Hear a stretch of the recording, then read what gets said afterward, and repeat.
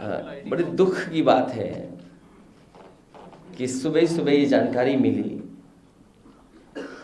और इस तरह का मैसेज कंपनी के माध्यम से मोबाइल पर पहुंचा है। और ये जो मैसेज बता रहा है कि आपका स्टेट एजेंसी या स्टेट की तरफ से हैक किया जा रहा है या जासूसी की जा रही है। तो बड़े दुख की बात है, आज हमारे डेमोक्रेसी में, लोकतंत्र में आज़ादी और आपकी प्राइवेसी को भी ये किस लिए उसको ख़त्म करना चाहते हैं। आखिरकार जासूसी किस लिए, और इस सीमा तक कि जो पार्टी के बड़े नेता हैं, पार्टियों के बड़े नेता हैं, उनके मोबाइल सर्वेलेंस में ले लिए जाएं, उनकी जानकारी हो जाए। ये बड़ा दुखद है और डेमोक्रेसी में इसके लिए कोई जगह नहीं है। इसकी जांच हो, सरकार जांच करके बताएगा क्यों ऐसा चल रहा है, जिसमें कई वरिष्ठ नेता हैं, डिफरेंट पार्टीज के हैं। क्या वो मैसेज पढ़ के सुना सकते? नहीं, मैं आपको डिस्प्ले करा दूंगा जो मैसेज कंपनी की तरफ से आया है। नहीं, मैं तो नहीं दिखाऊंगा मोबाइल, ये आप देख लेना, किसी और की कंपनी से देख लेना। आज हमारे लिए महत्वपूर्ण नेताजी का मेमोरियल है। ये तो अचानक बात आ गई इसलिए मैं बात कर रहा हूँ।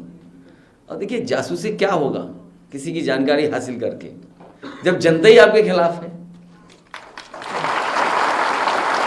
और ये जो पीडीए यात्रा या पदयात्रा हुई, अभिषेक और उनके संगठन के लोगों ने जिस तरीके से पूरा कार्यक्रम चलाया है और पार्टी के संगठन ने साथ दिया है, 5000 किलोमीटर से ज़्यादा ही लोग चल चुके हैं, साइकिल से और पैदल।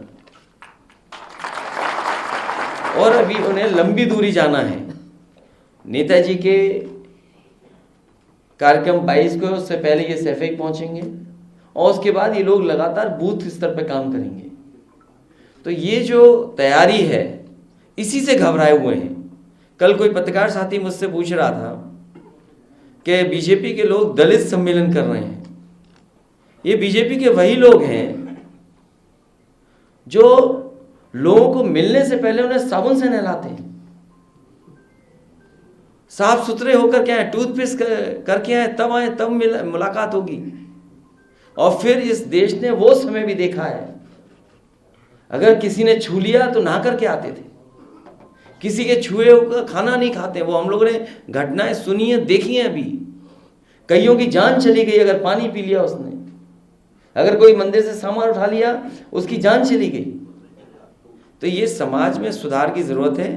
आज सरदार पटेल जी को हम याद करते हैं, जिन्होंने देश को जोड़ा, देश को आज़ादी दिलाई। आचार्य नरेंद्र देव जी को याद करते हैं, जिन्होंने हमें समाजवादी सिद्धांत पर आगे बढ़ने का हमेशा प्रेरणा दी, समाजवादी आंदोलन को आगे बढ़ाया।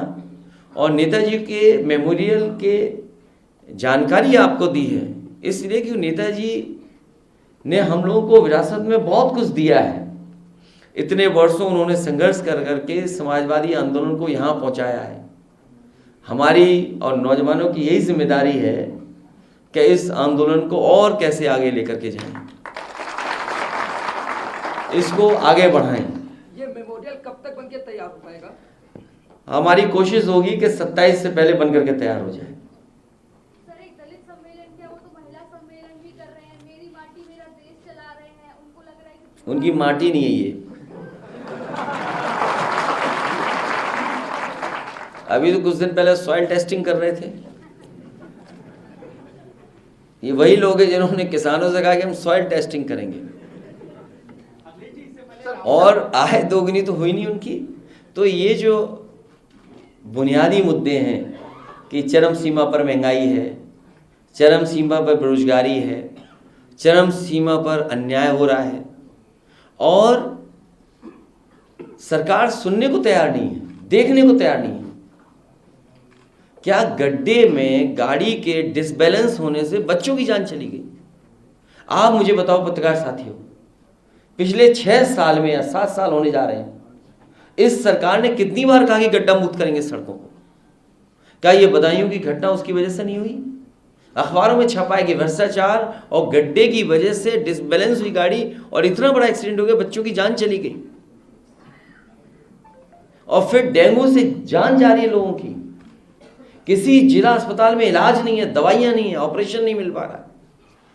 पीजीआई जैसे प्रतिष्ठित संस्थान में बीजेपी के नेता, उनके पूर्व सांसद, उनके बेटे को इलाज नहीं मिला, उसकी जान चली गई। इसी पीजीआई में कई मंत्रियों की जान गई, अगर आपको याद हो। याद है कि नहीं याद है आपको? जिस समय कोरोना फैला था, बीमारी आई थी, इसी प्रतिष्ठित संस्थान में मंत्रियों की जान गई।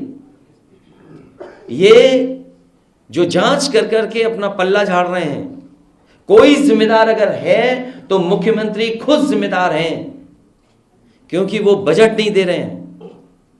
आखिरकार बजट कहां जा रहा है?